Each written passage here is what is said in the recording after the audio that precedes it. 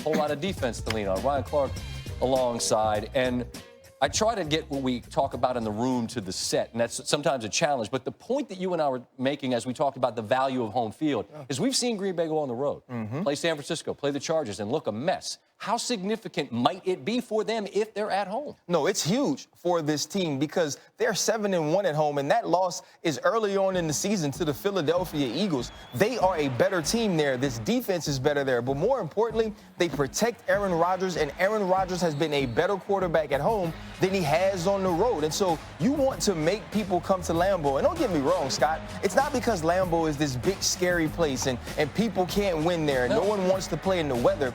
It's because the Green Bay Packers don't lay eggs there. They don't get taken out to the woodshed there. And so if you're the Packers, you hope that the Seattle Seahawks, who we both spoke about as the most vulnerable 11-win team we had seen, kind of along with this Packers team, you have to hope they find a way that Beast Mode brings some energy and they can get a win for you. That's perfectly said about them. They don't lay eggs there. It's not that they're invincible. It's just that they haven't looked a mess and at home, and a couple of times on the road they've been a mess.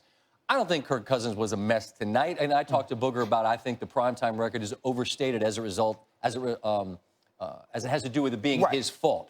But there was one key moment in this game that you noticed something in particular that was significant. What was it? There was a key moment in this game where Kevin King gets an interception, which totally changes the momentum on the return and sets Green Bay up for their first touchdown. But I have to take you back to September 15th to really show you how this thing all came to be.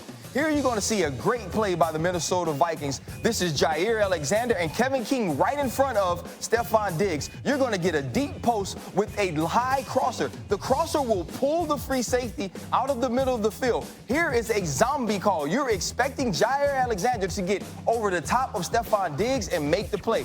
Great throw by Kirk Cousins right outside of his reach. Now, Kevin King becomes the pusher. You're going to see the same exact route, same formation. Once again, the safety is pulled out of the middle of the field. Look how high Kevin King was. It's almost as if, Scott, he knew the play was coming. It's almost as if he studied the film and knew same exact formation, same exact spot on the field.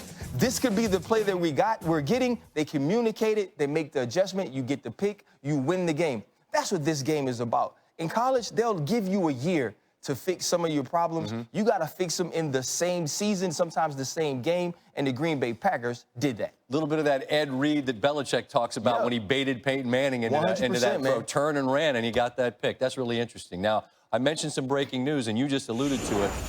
This is a tweet from Adam Schefter that makes official what we presumed would be the case. Pete Carroll had said earlier in the day there was a real good chance that Marshawn Lynch would be back with Seattle. Adam Schefter tweets out, Beast Mode officially back in Seattle. Marshawn Lynch and the Seahawks have an agreement. Now, I was joking earlier about whether he's in shape or not. How the hell, what difference would it make? How do you know what shape he's in? He's in Beast Mode shape when he wakes up in the morning. And what a luxury for Seattle to be able to have that guy who they can call and bring in. And can he beat Chris Carson? No, but he can run physically. And you told me last night that's their identity. Yes. How significant might he be for them in week 17 and beyond? This is even more important than production. This is about an identity. This is about a physicality that you can have in your run game that lets people know how you come to play each and every day you walk into the stadium. And whether or not he can give them 15 or 20 carries, I don't believe that matters. I believe the manner in which he carries the ball, whether it's 6 times, 7 times, and gives them a feeling that, you know what, we are back, we are physical, we are a team that's better than the team that played against the Arizona Cardinals this weekend, and you'll need that playing against a tough San Francisco team. You guys. I don't know if you know about Old Bay, okay? But I know exactly what Old Bay is. Old Bay is just the spice that makes lots of things better. To me, Marshawn is just that guy that just makes the whole pot of food taste better. He gives you a different feel to your team, both inside and out, and this is going to be huge for this team going into week 17. But you must apply very, very, very liberally. You can't be, not liberally, but judiciously, I beg your pardon. You can't just what we do is, after we boil the crawfish, that's what we finish them off with. There you go. Just a little dusting. My guy, appreciate you. My guy. All right, opponent to be determined. Take a look at the entire NFC playoff picture. 5 teams have clinched. We need week 17 to sort out the NFC East champ. Niners in control of their fate, 1 seed or not.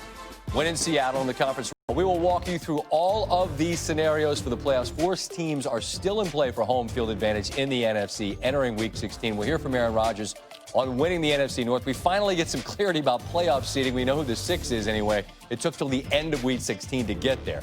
But first, we begin, as we do nightly, with the best thing I saw today. Taco Monday! Hey now! Boston Pops being conducted by Taco Fall. This guy owns Boston. Coach Stevens put him in the other night. Everybody loves this guy. We've loved him since he was a freshman at UCF. 48 double extra long tuxedo and give him the spin. Taco, let him know. Oh! Yes, indeed. Conducting sleigh ride. One big thing on Christmas is coming in a bit. Taco. How can you not love the man? Take a bow indeed. Taco Fall. The best thing we saw this Monday.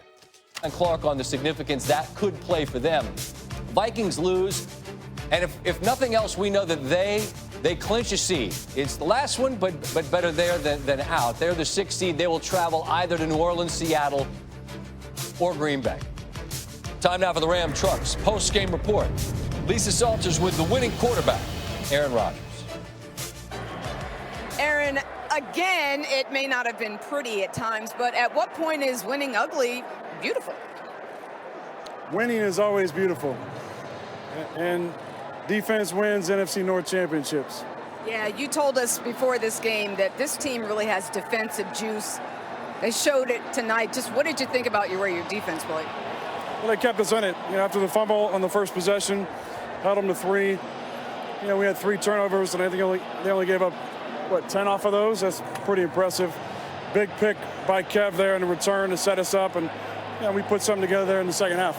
The Vikings had just 7 first downs. Zadarius Smith had 3.5 sacks. Just what kind of juice does he bring just by himself? A lot of juice. We got to get him to stop running down the field after a sack, though. But that's the energy that he has and brings to the locker room. He's a great teammate, hell of a player. Our defense really dominated tonight. Big picture, though, you've now won the division, but you were telling us that the difference between being in the playoffs and being a team that can really make a run, you just need a tick more efficiency on the offense. How close are you, and how do you get there, Aaron? Well, I think the run game was excellent tonight. We ran for 180 yards or so. Aaron was fantastic. We got to find a way to win. They all count the same if you win. So, good one for us. Rest up this week. A chance to play for something even bigger next week and make people have to come to Green Bay. Thanks. Good luck the rest of the way, and Merry Christmas to you. Merry Christmas. Back to you guys. Seattle will be a playoff team. Marshawn Lynch will be a Seahawk. That news just becoming official. We'll talk a bit about that in a bit. We welcome in Booger McFarland. And Booger, we just hear from Aaron. And look, we know it's a fantasy football league. It's a quarterback league. But as you talked about at the tail end of this broadcast with Tess, man, that defense was nasty. I get that Dalvin Cook's out, and that changes Minnesota's offense significantly. But as we move towards January football, how significant a development would it be for the Packers' hopes if this defense plays like that? Well, it's going to be very significant because the offense isn't where we're used to seeing Aaron Rodgers and the offense be. And he was a little off tonight, turnovers, uncharacteristics of an Aaron Rodgers offense. But when you have a defense, Mike Pettin, that he's got Zadarius Smith, Kenny Clark, Preston Smith, dare I say this defense can carry this team, and then all you need is Aaron Rodgers to make a drive or two, Scotty. And I think if they do that, especially when the weather changes and somebody's got to come to Green Bay, as I told Tess, they are going to be a tough outcome January. I've always felt like, and a lot of this has to do with the fact that as a guy who grew up a Redskin fan watching Cousins play, a lot of this record stuff in primetime games that gets laid at his feet has to do with playing on teams that had lousy defenses, and he gave them chances, it just didn't work. In this game, though, where he, and you made a great point in the broadcast, he has to be the guy to make them win it. Where was his performance in this night where without Cook, he was going to have to step things up and they end up with 7 first downs? Well, the offensive line was overmatched, number one, and I think we saw that early on. But nevertheless, when you have Thielen, you have Diggs, you have Rudolph Irv Smith Jr., you have weapons. And I think everyone around America was waiting. Are they going to open the offense up and allow Kirk Cousins to throw the football?